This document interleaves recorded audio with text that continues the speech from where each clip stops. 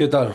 Buenas tardes a todos. Soy Ángel Pascual Ramsay, profesor en el Departamento de Estrategia de SADE y también uno de los miembros de SADE Geo de nuestro Centro de Economía Global y Geopolítica.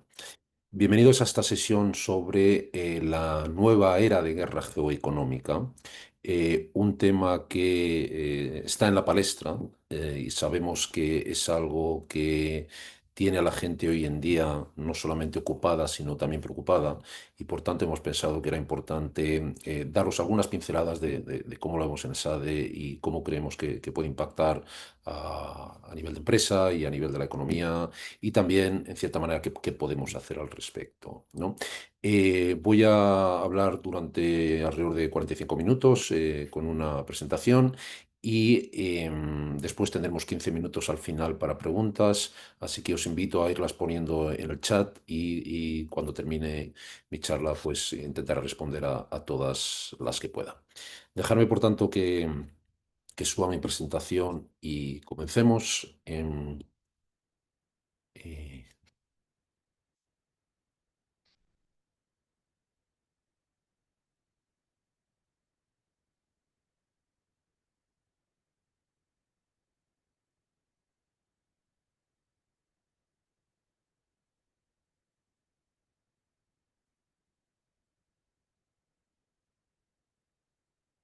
Bueno, la nueva era de guerra geoeconómica. Es importante hacer notar que he puesto guerra geoeconómica entre comillas, porque no debemos olvidar que no es lo mismo que una guerra. Una guerra es algo destructivo, muy serio, como estamos viendo en el contexto de Ucrania, y una guerra geoeconómica no es lo mismo. Pero eso no le quita importancia, relevancia y también gravedad. Por ello, lo que quiero hacer a lo largo de la sesión es daros una pequeña introducción a la materia, intentando responder a seis cuestiones claves. La primera es un poco, bueno, ¿qué está pasando? ¿Qué queremos decir por guerra geoeconómica? La segunda es, bueno, ¿por qué ahora? Y ahí quiero daros alguna pequeña introducción a las actuales tendencias geopolíticas que son las que están un poco haciendo, creando el caldo de cultivo que alimenta este nuevo paradigma de guerra geoeconómica. Después quiero describir un poco realmente qué está pasando, qué tipo de herramientas geoeconómicas se están utilizando y de ahí analizar todo esto muy brevemente, por no tener mucho tiempo, cómo impacta a nivel micro y a nivel macro, a nivel de la empresa y a nivel de la economía. Y terminar dando dos o tres pinceladas sobre, bueno, cómo podemos gestionar en este nuevo paradigma. Permitidme, por tanto, que empiece. ¿Qué queremos decir por guerra geoeconómica? Pues es bueno siempre empezar con definiciones. La geoeconomía es el uso de instrumentos económicos, comerciales, financieros, tecnológicos, con una motivación geopolítica, con un objetivo geopolítico. Ese tipo de herramientas son varias, después vamos a entrar un poco más en detalle, pero todos probablemente ya las conocéis. Son sanciones, aranceles, restricciones de acceso a los mercados, controles de exportación. Y por tanto, uniendo esos dos definiciones, la guerra geoeconómica viene a ser la utilización por parte de los estados de este tipo de herramientas para articular el conflicto geopolítico de manera coercitiva, ¿no? Eh, Esto no tengo que explicaros porque lo estáis viendo todos los días. Es un tema que está al día, que está dominando los periódicos y dominando también la vida de muchos de nosotros, ¿no? Eh, ya el primer, como vamos a ver luego, esto tiene una historia, pero diríamos en el momento reciente ya, si uno era una empresa española del sector hortofrutícola, ya en el primer Trump hubo aranceles muy importantes. Hemos visto también cómo en el contexto del sector tecnológico ha habido una utilización cada vez más agresiva de restricción de acceso a los mercados, de restricción de controles de exportación. Vimos cómo en el contexto de la guerra de Ucrania las sanciones que se impusieron a Rusia generaron unas disrupciones en los mercados que tuvieron un impacto muy importante en la cuenta de resultados de empresas europeas. Hay estimaciones que se han perdido en torno a 120.000 millones de euros en valoración. Tuvo también un impacto a nivel macroeconómico a través, obviamente, del incremento del coste de la energía como consecuencia de la utilización también por parte de Rusia de un arma geoeconómica, en este caso la restricción del acceso al petróleo. Y con la llegada de la segunda administración de Trump, pues estamos viendo una nueva ola de esto, ¿no? Esto está creando realmente un mundo de mucho riesgo, incluso más que riesgo de incertidumbre. Hank Paulson, que fue el consejero delegado y presidente de Goldman Sachs durante bastante tiempo, y después fue secretario del Tesoro en Estados Unidos durante la gran recesión, una persona que ha estado 50 años en la cima de la vida económica global, dijo, y hace ya hace unos años, que nunca en su vida había visto tal nivel de riesgo y que lo que le hacía complicado era el origen del riesgo. Él decía, yo sé cómo gestionar el riesgo operativo, el riesgo financiero, pero lo que no sé muy bien es cómo gestionar el riesgo derivado de una guerra en el corazón de Europa, ¿no? Eh, y eso está llevando a un regreso de la geopolítica a las mesas de los consejos de administración y a las mesas de los decisores y los gestores, ¿no?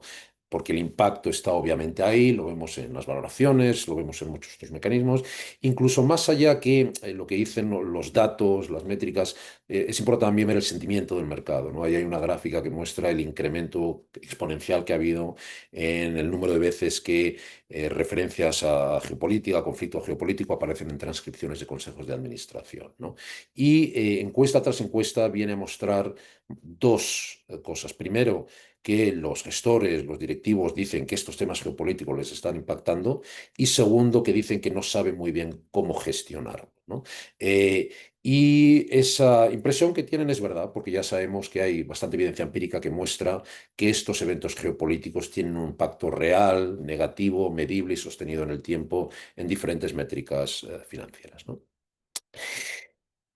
Entonces, la cuestión es, bueno, ¿por qué ahora? ¿Por qué estamos entrando en esta nueva era de guerra geoeconómica? Y mi hipótesis de trabajo, y no solamente mía, sino de muchos que nos dedicamos a esta materia, es que es la consecuencia inevitable de un nuevo paradigma geopolítico que está instaurándose, que yo vengo a definir algunas veces como el fin de las vacaciones de la historia. Es decir, nosotros venimos de una era de estabilidad geopolítica y en el Occidente y desde luego Europa habíamos pensado que quizás esta ausencia de conflicto y de competencia geopolítica era el nuevo paradigma y que estaba aquí para quedarse, que como civilización habíamos encontrado una forma de gestionar el conflicto diferente. Y estamos empezando a pensar que ahora que quizás más que un nuevo paradigma haya sido tan solo un paréntesis y que la geopolítica está de vuelta y que, como veremos en un poco, la geoeconomía como herramienta de la geopolítica también está de vuelta, ¿no? Entonces la pregunta es, bueno, ¿por qué? ¿Qué significa esto? Pues en cierta manera significa que estamos abandonando el patrón en el que hemos vivido en los últimos 70 años, después de la Segunda Guerra Mundial, lo que se había llamado el multilateralismo, en el que bueno, pensábamos que éramos capaces de gestionar las relaciones entre estados en el seno de instituciones multilaterales a través de regímenes de gobernanza global. Y las relaciones entre estados están empezando ya a responder más a un patrón realista, que es la otra, diríamos, escuela de pensamiento de relaciones internacionales, y que viene a argumentar que el sistema de relaciones internacionales está basado en dos o tres asunciones muy sencillas pero importantes. La primera es que los estados son los únicos agentes que realmente, actores que cuentan en el sistema, porque son los únicos que tienen el monopolio del uso de la fuerza, y que, por tanto, no hay en el sistema global un policía global que pueda venir en tu defensa si te ves amenazado. Y por lo tanto, el sistema de relaciones internacionales está dominado por la incertidumbre. Es anárquico, no en el sentido de que es caótico, pero que no es jerárquico. Y en ese contexto de incertidumbre y de anarquía, la única acción razonable por parte de los estados es acumular poder para no ser vulnerables. Y el problema es que ese ejercicio de competencia de poder es suma cero, porque uno solamente deja de ser vulnerable cuando tiene más poder que el vecino, y si uno tiene más poder que el vecino tiene más poder que uno. Y lo que el realismo viene a decir es que esa competencia de poder que define las relaciones entre estados a menudo se puede articular de manera pacífica, de equilibrios de poder, pero algunas veces no. Y que por lo tanto el conflicto y la guerra no es un accidente, sino es un elemento, diríamos, de ajuste del sistema, un elemento inherente al sistema que siempre está ahí. Es decir, no es que la guerra es inevitable, pero siempre está ahí como una posibilidad.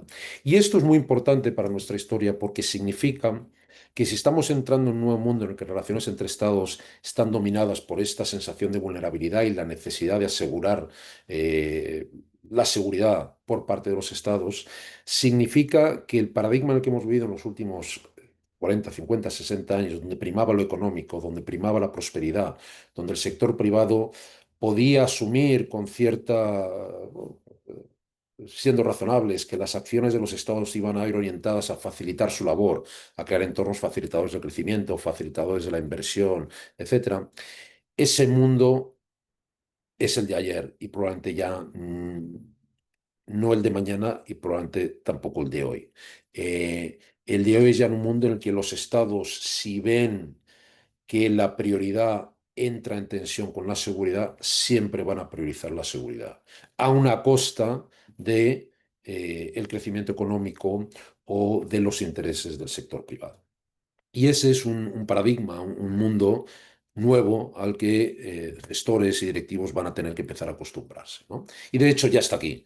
Janet Yellen, la secretaria del Tesoro de Estados Unidos, dio un discurso hace ya un par de años diciendo que por primera vez en décadas el objetivo de Estados Unidos en su relación, desde luego con China, pero también con el mundo, era garantizar su seguridad. Stephen Roach, que era el economista jefe de Morgan Stanley, lo vio claramente y dijo, esto es realmente el cambio de paradigma. El cambio de paradigma en el que a partir de ahora los estados van a empezar a ver su relación con otros estados no solamente, ni siquiera primordialmente en términos económicos, sino en términos de competencia de la seguridad.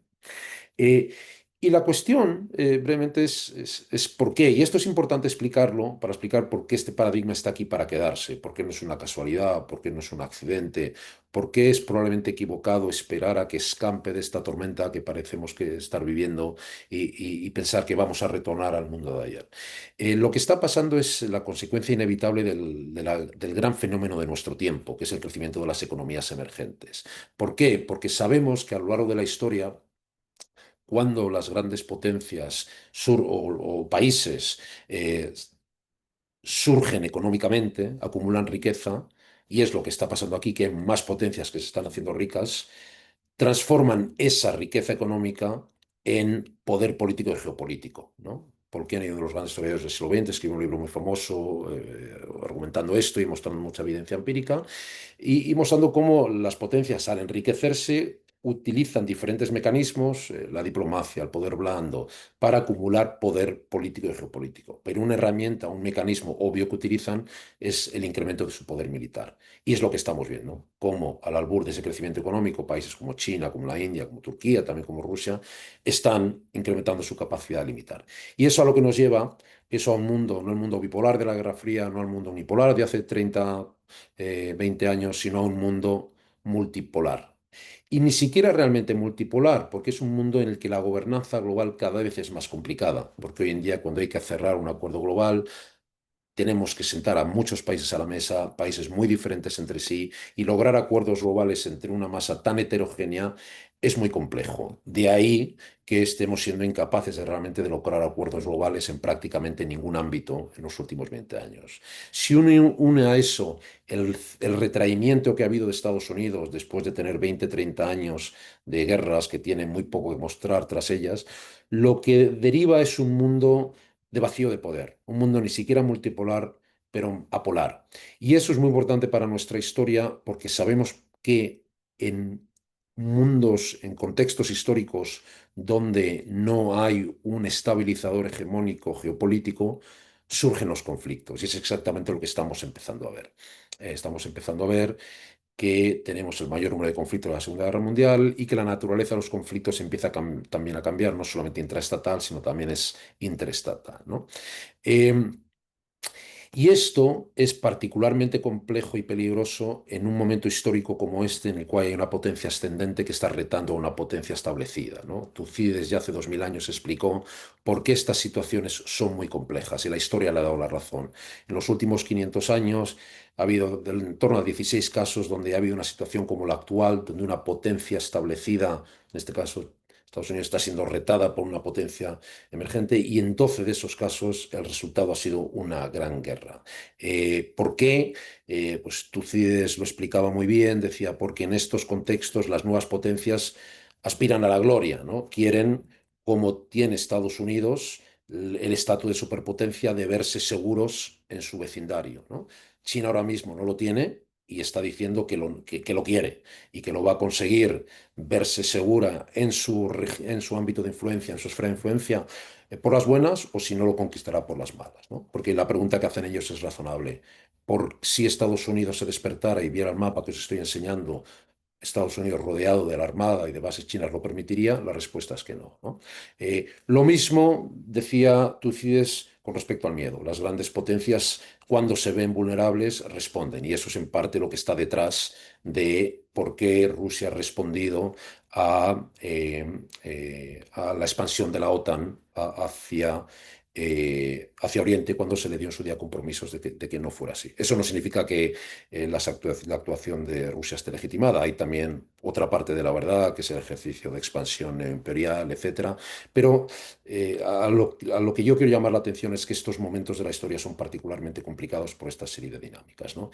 Y hay un tercer factor, que también lo identificaba Tucídides hace 2.000 años, que es la riqueza, que es cuando un país empieza a crecer económicamente como potencia, tiene que proyectar poder militar para proteger esos intereses. Y es lo que le va a pasar a China y ahí de nuevo a entrar en contacto, en conflicto con otra potencia geopolítica establecida como Estados Unidos. Y de hecho ya está pasando con el tema este de la ruta de la seda. Y obviamente sobre esta situación ya compleja ha llegado el señor Trump con una serie de medidas que lo complican aún más. ¿Por qué os quería contar esta historia brevemente? Porque es importante que entendáis que hay un cierto orden en el caos. Es decir, que esta nueva era de conflicto geopolítico que parecemos estar viviendo no es accidental, sino que tiene una serie de razones estructurales y que significa, por tanto, que esta tendencia al conflicto no va a desaparecer, sino que va a permanecer y probablemente se va a agravar, ¿no? Entonces, ahí entra la relevancia de la guerra geoeconómica. Porque volviendo un poco a las definiciones de la guerra geoeconómica, el concepto este de geoeconomía lo desarrolló, primero lo introdujo Edward Luttwak, un politólogo norteamericano en los años 90, cuando él vio que en aquella época había gente que decía, bueno, tras la caída del muro de Berlín, hay gente que aduce que ya vamos a vivir una paz perpetua, que todos vamos a vivir en armonía, había habido un conflicto ideológico entre el comunismo y el capitalismo, ya estaba resuelto. Y él, como buen realista, dijo, no, eso es una fantasía, las relaciones entre Estados siempre están caracterizadas por el conflicto. Pero sí que es verdad, dijo, que en una era de armas nucleares los estados van a articular ese conflicto cada vez menos a través de las vías militares y cada vez más a través de vías comerciales. Él lo definió con esta frase de la lógica del conflicto, pero con la gramática del comercio. La lógica del conflicto está siempre ahí, pero se expresa a través de la gramática económica, ¿no? En otras palabras, lo que venía a decir es un poco lo que estamos viendo hoy en día, que va a haber una sustitución del poder militar por el poder económico y también por el poder normativo, regulatorio, etcétera. Y eso está siendo una realidad porque la globalización económica y la integración internacional lo ha posibilitado. Es decir, Estados Unidos es capaz de utilizar el dólar como medida de presión y para articular sanciones hacia Irán porque todos utilizamos dólares porque es la divisa de reserva global. Estados Unidos puede apretar las tuercas a China restringiendo el acceso a tecnología y a semiconductores porque China lleva 30 años integrada en las cadenas de suministro y distribución global y ha construido una dependencia de la tecnología norteamericana. Y esto, obviamente, esta utilización de armas geoeconómicas es algo que ya venía sucediendo desde hace tiempo, pero lo que muestran los datos es que hay ahora un incremento muy sustancial, ¿no? Que, de nuevo, la primera administración Trump adoptó de manera bastante agresiva y que esta segunda administración lo está haciendo aún más. Disculpa, pero hasta hace una semana tenía aquí una diapositiva donde iba actualizando los aranceles de Trump, pero ya el viernes pasado que la tuve que actualizar 3 veces en 12 horas me di por vencido y ya, y ya he dejado de hacerlo. Supongo que es parte de la estrategia de Trump de ganar por agotamiento del rival. Pero esto es de donde venimos, ¿no? Entonces, ¿qué es el tipo de armas? ¿A qué nos referimos cuando hablamos de la utilización de armas geoeconómicas? Pues son armas, herramientas como las sanciones. Lo hemos visto y ahora lo vamos a ver en diferentes contextos de Irán, Rusia, etcétera. Pero eso son las sanciones, son los aranceles, es la utilización de la capacidad de imponer un arancel en la importación de un producto como medida de presión para obtener un rédito geopolítico o político, ¿no? Los controles de exportación, lo estamos viendo también en el contexto de la relación entre Estados Unidos y China. Estados Unidos quiere debilitar a China y utiliza controles a la exportación de tecnología que no es fácilmente sustituible por las empresas chinas, ¿no?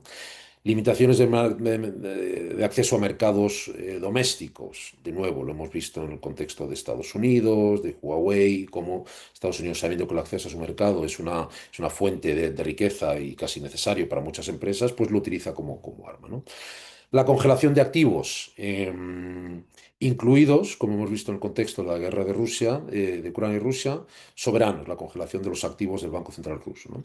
La utilización del dominio financiero en Estados Unidos, de nuevo, el hecho de que el dólar sea la divisa de reserva global y también que el sistema financiero norteamericano y los mercados de valores norteamericanos sean preeminentes en el mundo, le da una capacidad coercitiva sobre otros países importante, ¿no? La capacidad de causar disrupciones en las cadenas de suministro, lo estamos viendo, por ejemplo, en el contexto de eh, el cierre del Mar Rojo y cómo eso está obligando al transporte a ir, o en su momento tuvo que ir alrededor de África y eso incrementó los costos de transporte de manera importante. Las trabas regulatorias, restricciones a la inversión extranjera, condicionalidad a la ayuda al desarrollo, como estamos viendo ahora en Estados Unidos, de nuevo la utilización de la restricción de visas para hacer más complicado el acceso del capital humano y de investigadores, de estudiantes, de trabajadores, ¿no? Y, por supuesto, la utilización de la tecnología a través de los ciberataques, no solamente para atacar, sino también como espionaje industrial, etcétera, ¿no? Estas son, diríamos, la caja de herramientas de la guerra geoeconómica. Y permitirme ahora que describa un poquito pues cómo ha sido esto utilizado en los últimos meses, ¿no? Lo hemos visto, por ejemplo, muy claramente con las restricciones de acceso a mercados occidentales en el caso de Huawei, ¿no? Huawei era una empresa que, bueno, si uno habla con la gente del sector, bien gestionada, con buenos productos, con precios atractivos, y Estados Unidos en algún momento considera que es una amenaza a su seguridad, porque bueno, piensan que los datos que obtiene Huawei a través de sus infraestructuras pueden ser accesibles por el Estado chino. O si escuchas a los actores chinos, no había nada de ninguna amenaza de seguridad, simplemente que Estados Unidos ha decidido que China es un adversario geopolítico de primer orden y necesita debilitar a China.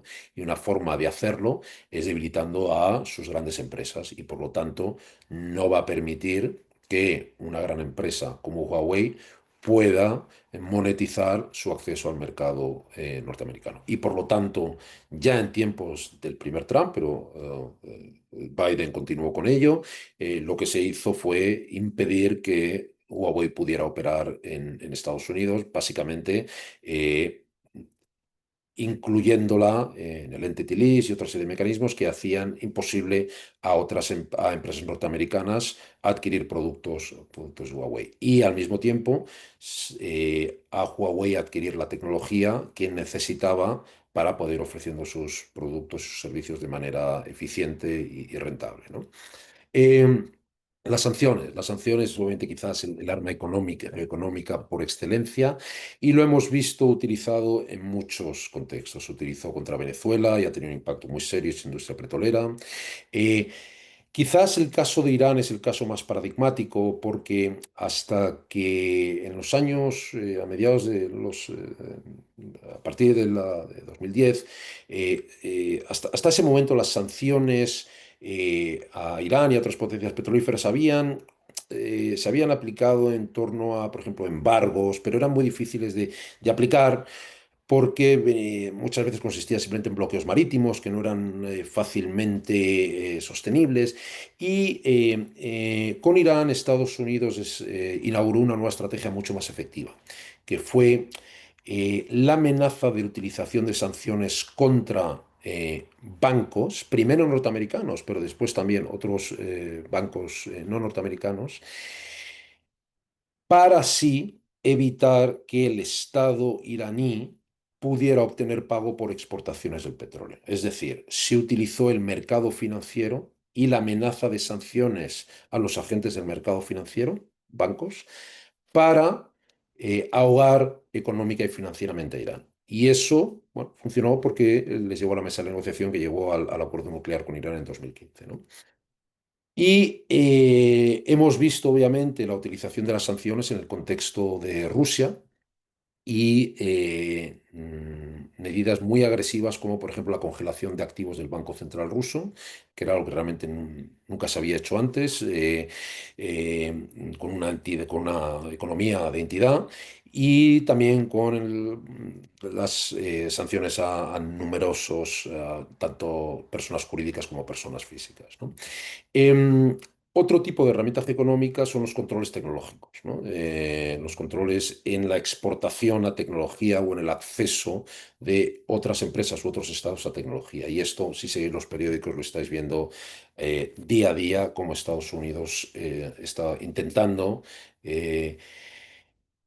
lograr una supremacía en la batalla tecnológica con respecto a China. Restringiendo el acceso a semiconductores, también a la maquinaria que se necesita para fabricar algunos de estos semiconductores y chips más avanzados, y presionando a las empresas centrales en este sector, TSMC, que fabrica en torno al 70-75% de los chips y incluso un porcentaje mucho mayor de los más avanzados, Nvidia, ASML, la empresa holandesa que tiene prácticamente un cuasi monopolio en las máquinas de litografía, que son esenciales para hacer ese tipo de chips. Entonces Estados Unidos va a estas empresas y les dice, tú o operas con China o operas conmigo. Y como Estados Unidos sigue siendo un mercado mucho más importante, pues hace que el sector tecnológico chino no pueda acceder a este tipo de tecnologías, ¿no? Eh, Otra herramienta que estamos viendo utilizar ampliamente son el control de las inversiones. Estados Unidos, de un tiempo a esta parte, ha redefinido la seguridad nacional de una manera mucho más amplia para eh, poder utilizar mecanismos como el Comité de Inversiones Extranjeras o el Entity List, que es la lista, donde diríamos una lista negra de empresas con las que empresas americanas no pueden operar, para asegurar que estas empresas que ellos consideran o bien una amenaza a su seguridad o simplemente un motor de crecimiento económico para potencias geopolíticas que Estados Unidos ve como adversarios, pues no permitir que esas empresas puedan acometer inversiones en Estados Unidos, ¿no? El acceso a las materias primas ha sido siempre, pero ahora se está de nuevo acelerando su utilización como arma geoeconómica. En este caso, China es el que está utilizando su, por ejemplo, cuasi monopolio en tierras raras para contrarrestar las armas geoeconómicas que Estados Unidos utiliza contra ellos, ¿no? Eh, pero no solamente China, estamos viendo también cómo Rusia al principio de la guerra en Ucrania utilizó y sigue utilizando el acceso a sus vastas reservas de gas y petróleo y la amenaza de los cortes de suministros para ejercer presión, y cómo incluso durante el COVID China utilizó el acceso a suministros médicos, donde de nuevo es el actor central, como un mecanismo de presión político y geopolítico, ¿no? Como he dicho antes, la disrupción en las cadenas de suministro y el estrangulamiento de cuellos de botella logísticos, físicos o virtuales es otra forma habitual de instrumentación de la guerra geoeconómica. Y como he dicho antes, quizás el gran cambio de paradigma, lo que ha hecho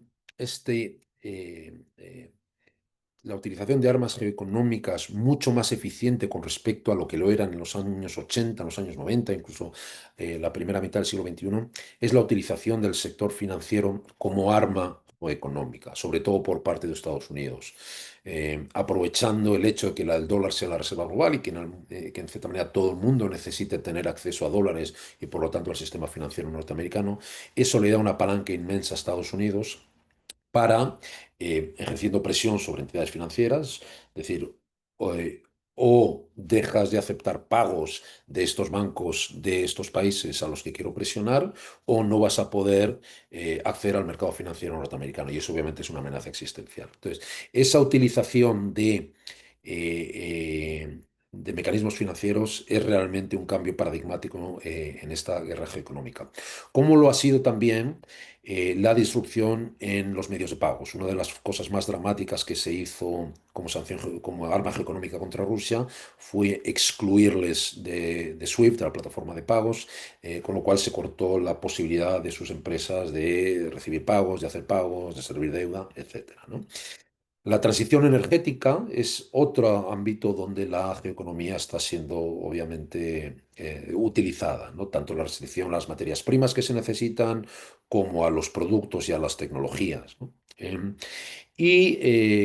La tecnología de doble uso, en este caso la inteligencia artificial y muchas otras, es algo que es tanto un arma como también una vulnerabilidad geoeconómica, ¿no? Y por tanto el hecho de que esta tecnología, algunas de estas tecnologías puedan ser utilizadas de manera civil pero también militar, hace que estados sean reacios a conceder el acceso a otros países y también que utilicen la capacidad de restringir ese acceso como medida de presión. Entonces, bueno, un poco así a la pluma quería introducir qué tipo de instrumento estamos hablando cuando hablamos de esta guerra económica. Y esto obviamente ha sido utilizado en diferentes escenarios. Como ya he mencionado, la utilización de el sector financiero y las amenazas de no poder acceder al dólar, al sistema financiero norteamericano, fue fundamental para ralentizar el programa nuclear iraní y llevar a Irán a la mesa de negociación y lograr un pacto en el 2015, aunque después la administración norteamericana no lo respetara. Eh, Está siendo, obviamente, estas armas económicas primordiales en la batalla que Estados Unidos está intentando lograr por la supremacía tecnológica y geopolítica con respecto a China y han sido utilizadas en el escenario de la guerra en Ucrania contra Rusia, tanto a nivel económico, por ejemplo, el límite del precio del petróleo que se impuso, como financieras, congelación de activos, como he dicho antes, restricción de acceso a los sistemas de pago, etcétera, etcétera. Eh,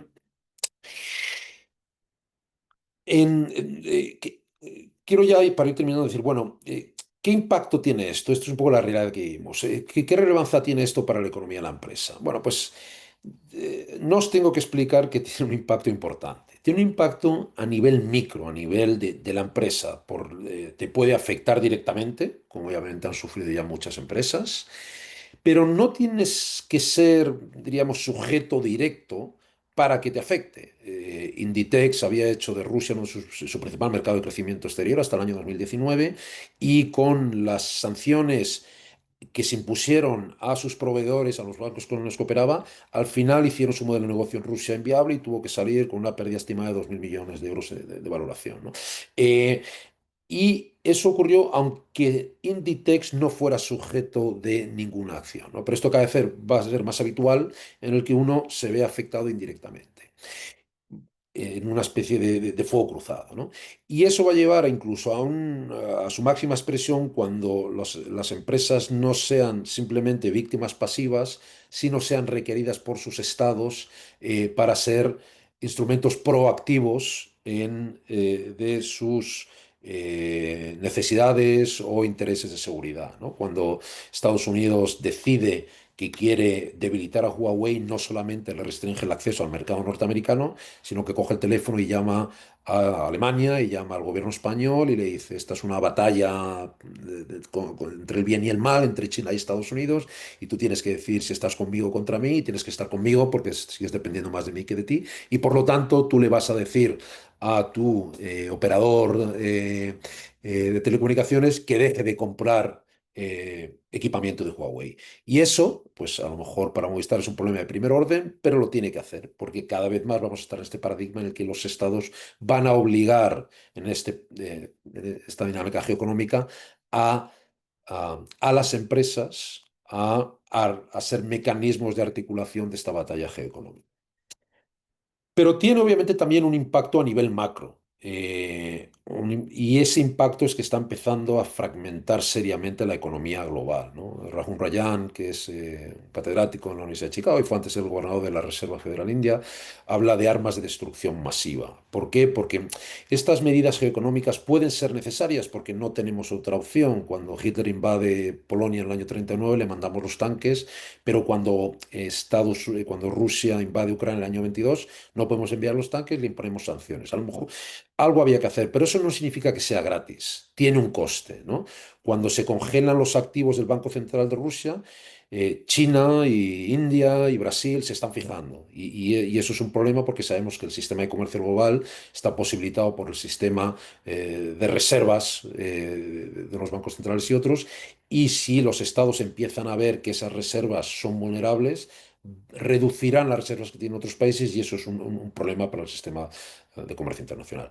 De la misma manera, medidas como sacar de SWIFT a Rusia, obviamente tuvo un impacto muy significativo, pero sienta un precedente problemático. Y es que, de nuevo, China, India, Brasil han visto que Europa era capaz de unilateralmente, simplemente porque SWIFT está bajo nuestra jurisdicción, de sacar a un país del sistema de pagos globales. Y obviamente es una vulnerabilidad a la que no quieren enfrentarse. Y lo que están ya empezando a hacer es a crear sistemas y plataformas alternativos de pagos. Y eso es un problema para las empresas, porque hasta ahora, hasta el día de hoy había solamente una plataforma en la que había que operar y hoy en día, y el mundo al que vamos va a ser un mundo de mayores costes de transacción, de mayor fragmentación, ¿no? Y esto, en el fondo, lo que está llevando es a un riesgo de fragmentación de la globalización económica. Porque si uno junta los factores que ya hemos ido viendo, la dificultad de articular una gobernanza global en un contexto multipolar, incluso apolar, el impacto directo de los riesgos geopolíticos y este nuevo paradigma geoeconómico, lo que empieza a haber es un socavamiento de la globalización. Y que de hecho es algo que la política económica internacional te dice que era predecible. La teoría de estabilidad hegemónica te dice que para que la globalización económica sea sostenible tiene que haber un hegemón que garantice o que asuma el pago, ¿no? Y lo que estamos viendo, obviamente, es que en un contexto de fragmentación, pues eso se resquebraja, ¿no? Eh, eh, lo estamos viendo no solamente a nivel macro, sino también en términos del sentimiento de mercado, que agentes importantes están diciendo. La globalización está bajo presión, ¿no?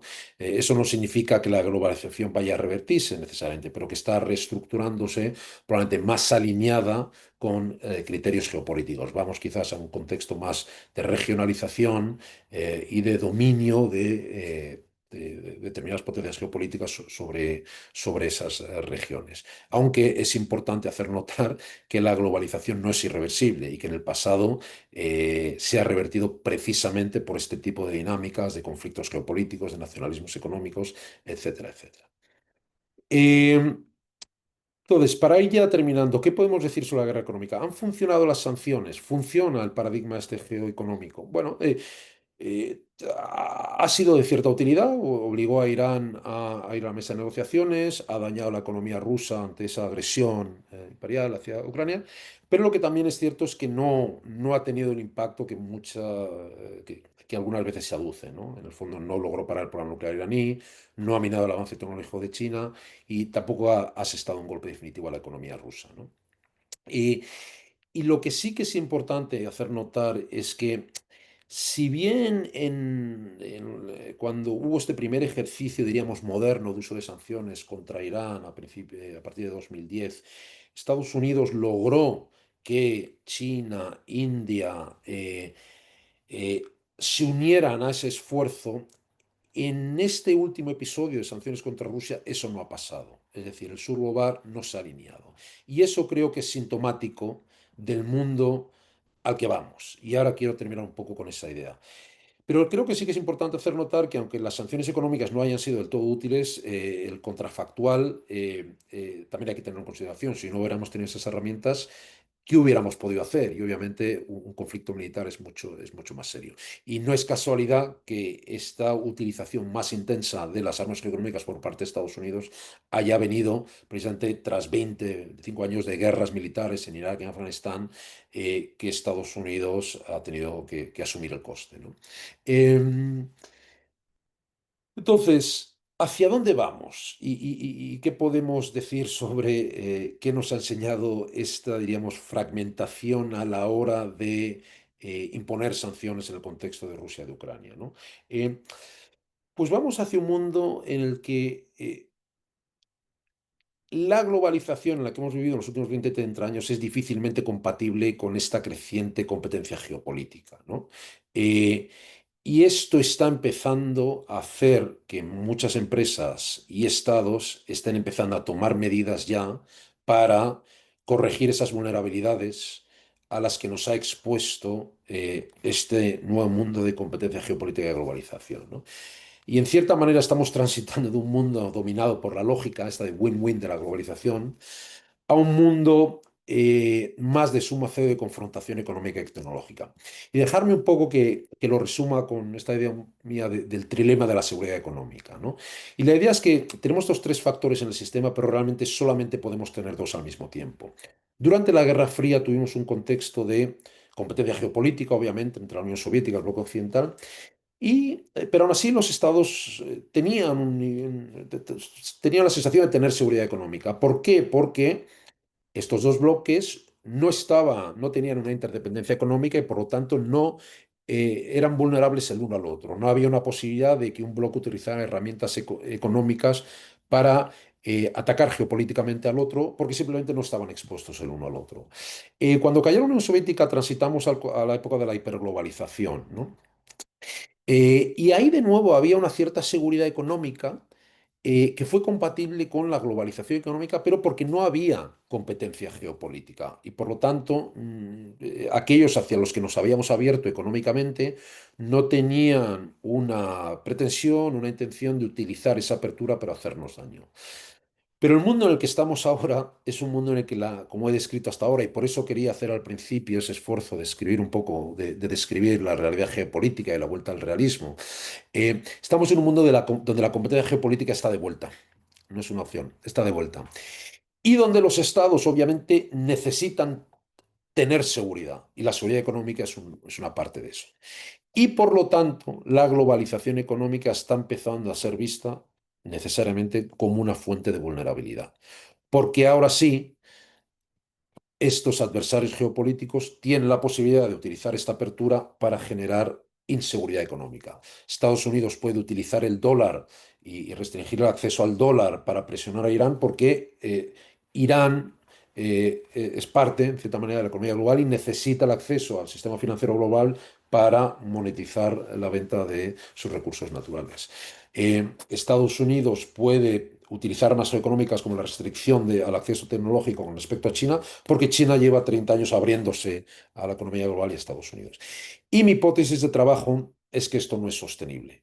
Y que dado que la competencia geopolítica está aquí para quedarse y que los estados tienen la obligación, porque es su primera obligación, de garantizar su seguridad y la seguridad económica es parte de eso, la globalización económica va a tener que ceder. Y por lo tanto vamos a un mundo en términos de tendencia, de quizás mayor integración económica internacional.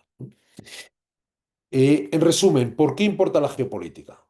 Bueno, porque lo estamos viendo. Hay un impacto de la guerra económica, al albur de eso, un impacto en el nacionalismo económico que tiene un impacto a nivel doméstico y las empresas tienen que empezar a gestionar esta nueva realidad en mercados heterogéneos, donde, de hecho, también a nivel doméstico empieza a surgir un mayor riesgo político, ¿no?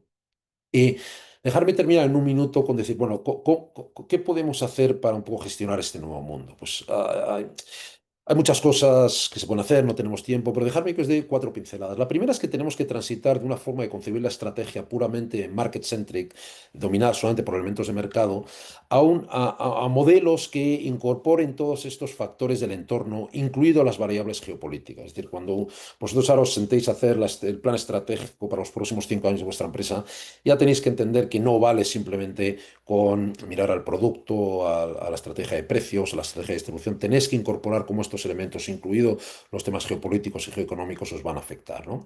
Eso implica que hay que adaptar, y es lo que está empezando a pensar ya, los modelos de negocio y las estrategias de negocio, ¿no? Pues, probablemente acercando más la producción a los mercados de consumo, haciendo que las cadenas de suministro sean más resilientes, descentralizándolas, creando duplicidad y redundancia, integrándolas verticalmente, etcétera, etcétera. Em, Tercero, hay que no solamente cambiar los modelos de negocio, sino adaptar la organización y construir resiliencia. ¿Y qué quiero decir con la construcción de resiliencia? Pues que en las diferentes funciones de la empresa a nivel financiero, pues hay que hacer financieramente más resiliente a la empresa. A nivel organizativo, hay que tener mecanismos de decisión que nos permiten responder más rápido ante crisis de este tipo. A nivel operativo, ya lo hemos dicho, tener cadenas de suministro, cadenas de distribución también más resilientes, ¿no?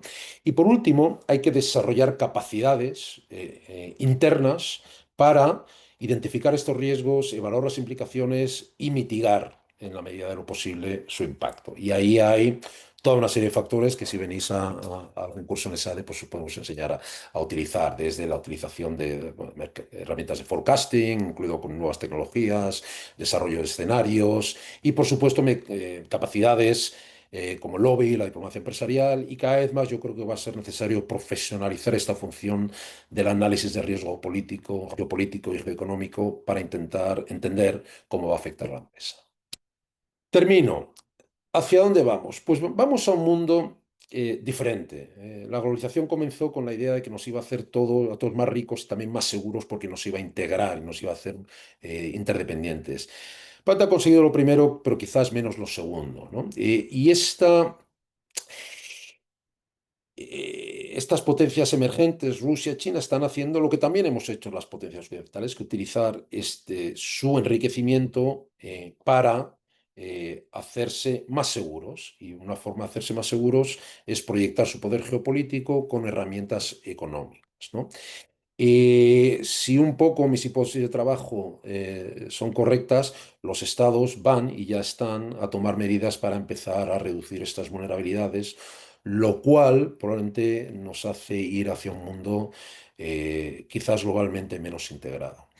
Y eso, bueno, pues creo que nos plantea pues, dos posibles escenarios.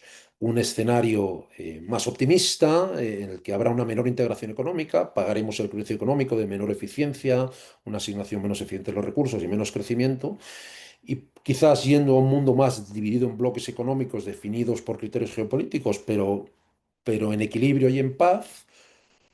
Pero hay un escenario también potencialmente más pesimista, más complejo, y es que esta competencia geopolítica se siga incrementando y cuando los estados ya no sean capaces de utilizar estas armas geoeconómicas porque ya se han hecho menos vulnerables al estar menos integrados, pues que el recurso a los medios militares pues vuelva a ser una realidad como ha sido tantas veces en el pasado.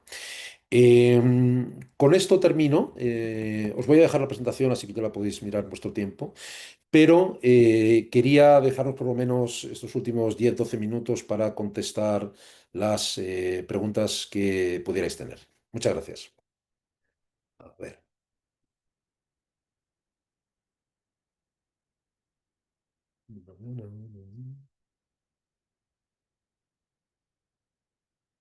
A ver.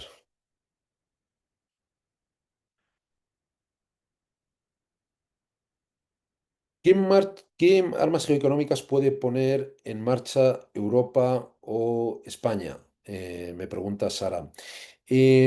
Bueno, esta es una pregunta compleja, ¿no? Porque para hacerlo, primero tendríamos que ser una entidad política geopolítica, que no lo somos, desgraciadamente. Cuando la gente habla... En la vida es importante analizar el mundo como es y no como nos gustaría que fuera. Y cuando la gente habla de que Europa tiene que ser un actor geopolítico y tiene que actuar con una sola voz en el mundo, se ignora que los intereses y las amenazas de seguridad de los estados europeos son diferentes y no siempre son fáciles de alinear. Y por lo tanto, Para uno utilizar armas geoeconómicas, tienes que utilizarlas con un propósito en mente. Y no siempre es fácil en el seno de la Unión Europea ponernos de acuerdo en un objetivo, ¿no? Dicho eso, Europa sí que tiene algunas herramientas importantes. La primera es obviamente el acceso a nuestro mercado. Europa es el mayor mercado económico del mundo en términos de poder adquisitivo. Somos 400 millones de consumidores de alto poder adquisitivo en términos globales y por lo tanto el acceso a ese mercado es una herramienta importante. Em, la función del euro también. El dólar no va a dejar de ser la divisa global anytime soon, como dicen los anglosajones. Eh, Primero porque una parte todavía mayoritaria del comercio se cierra en términos de dólares. O sea, China, por ejemplo, es el mayor exportador del mundo, pero me parece que solamente en torno al 30% de sus contratos comerciales se cierran en yuanes. Eh, y además, el hecho de que el sistema financiero de Estados Unidos sea el más importante a nivel global, pues eso le confiere un poder.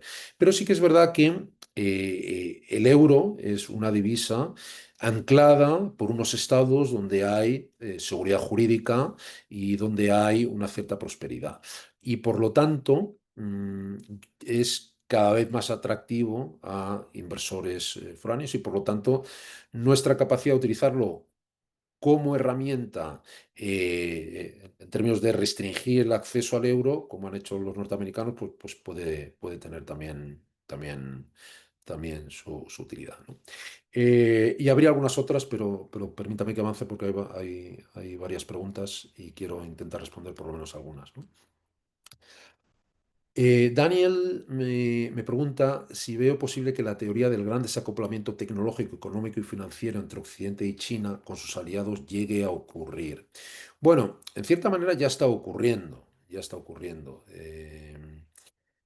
Los estados son conscientes de que la tecnología es fuente tanto de vulnerabilidad como de poder. Y Estados Unidos hace tiempo ya que ha llegado a la conclusión de que las transferencias de tecnología que se han estado haciendo a China durante décadas y bastante esta tecnología de doble uso civil y militar han sido utilizadas por China para aumentar no solamente su riqueza, sino también su capacidad, su poder geopolítico. Y por lo tanto están intentando poner límite a eso y lo han hecho en el caso de Huawei, en el caso de TikTok y sobre todo en el caso, y por lo menos de momento, han tenido un impacto. Dicho eso, como todo en la vida, es un trade-off y no sale gratis. Y el impacto que está teniendo es el desarrollo doméstico de estas tecnologías por parte, en este caso, de China. Es decir, eh, todo el capital y todos los recursos que China ha estado dedicando en los últimos 20 años a internacionalizarse, a desarrollar tecnología también en terceros países, incluido Estados Unidos, ahora que ya no se le está dando esta oportunidad, los está dedicando a desarrollar tecnología a nivel doméstico. Y China es un país que moviliza muchísimos recursos. Por ejemplo, Estados Unidos pensaba que al restringirse el acceso no solamente a los semiconductores, sino también, incluso de manera más importante, a, a- a la maquinaria y a la tecnología necesaria para desarrollar esos semiconductores, pues iban a retrasar la capacidad, iban a retrasar durante décadas la capacidad de China de poder ponerse al nivel de Estados Unidos. Y la verdad es que China ha avanzado en el desarrollo nacional de esas tecnologías de semiconductores sofisticados, muy miniaturizados, mucho más rápido de lo que se esperaba. Y Huawei, por seguir con el ejemplo, ha sido ya capaz de fabricar no solamente semiconductores, sino también plataformas, incluso ecosistemas que están compitiendo con los occidentales y que han desarrollado nacionalmente. Entonces, yo sé que hay un argumento que es que estamos imbrincados a nivel económico y tecnológico de manera tan intensa que ese desacoplamiento es imposible. Pero no es la primera vez que hemos estado muy internacionalmente integrados a lo largo de la historia. Y como he dicho antes, los factores geopolíticos muchas veces se imponen a los económicos, porque cuando seguridad y prosperidad entran en tensión, la seguridad necesariamente se impone, porque es el prerequisito para cualquier otro objetivo. Y por lo tanto, si el análisis de que la competencia geopolítica está de vuelta y de que los estados empiezan a ver su seguridad como algo que está en cuestión, eh, la economía, incluida la integración tecnológica internacional, creo que sufrirá y en términos, ese desacoplamiento probablemente obviamente nunca será total, pero en términos de tendencia, yo creo que sí que vamos en esa dirección. Eh, a ver, bueno, se han acumulado muchas. Perdonad que no tenga tiempo para responder a todos. Dejadme que elija una última.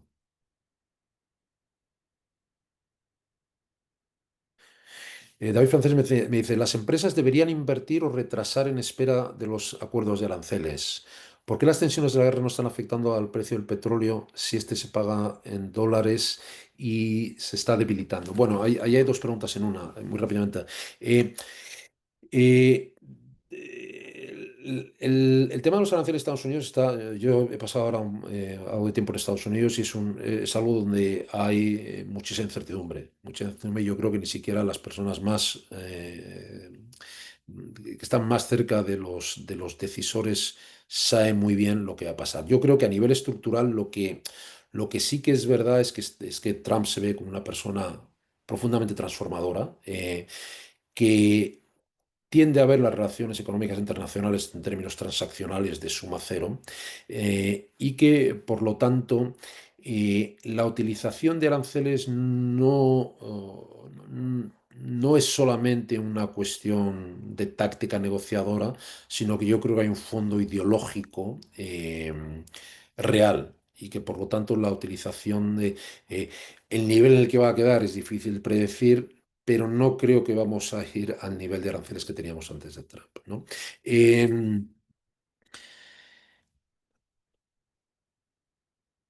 eh, Perdonad, voy a coger una última pregunta. Dice, Jorge me dice, sabemos mucho acerca de lo que piensan y hacen estados de Europa, pero poco acerca de lo que hace China. ¿Puedes, por favor, profundizar en los pilares estratégicos de China para convertirse en potencia económica y geopolítica número uno del mundo? Bueno, yo creo que yo respondería diciendo que China no tiene necesariamente esa voluntad de poder. Uno cuando va a China, yo he oído, eh, la visión de las élites chinas es que ellos nunca han sido una potencia expansionista y que no tienen vocación de serlo. Creo que eso ignora el hecho de que ellos nunca han sido tampoco una potencia económica global, ahora lo son y eso les va a obligar a proyectar poder geopolítico militar para proteger sus intereses. Pero en términos de las herramientas que ellos van a utilizar para intentar proyectar ese poder, pues son los que estamos viendo. Su ahorro y su capacidad de inversión y la condicionalidad con la que hacen esa inversión, un enfoque más mercantilista, el acceso a las materias primas, tierras raras y otros, el acceso a las tecnologías, por ejemplo, las tecnologías en todo lo que tiene que ver con energías renovables. El acceso, esto creo que es muy importante, a su mercado. creo que muchas empresas occidentales asumen acríticamente que van a tener acceso al mercado chino de manera incuestionada y eso es algo que, igual que nosotros estamos restringiendo el acceso de China a nuestro mercado, ellos también van a utilizar esa herramienta. Y por último, pues la capacidad, como intentamos también los europeos, normativa, ¿no? De fijar reglas de gobernanza global que a ellos les favorezcan. Son las 2:30 y tengo instrucciones firmes de parar aquí, así que quería simplemente daros las gracias a todos. Espero por lo menos haberos dado algunos marcos analíticos para poner un poquito de orden al caos y entender por qué está pasando lo que está pasando y en qué dirección, por lo menos en términos de tendencia puede evolucionar esta dinámica y os deseo lo mejor y veros en alguna otra sesión de esa de alumni en el futuro. Muchísimas gracias y buenas tardes.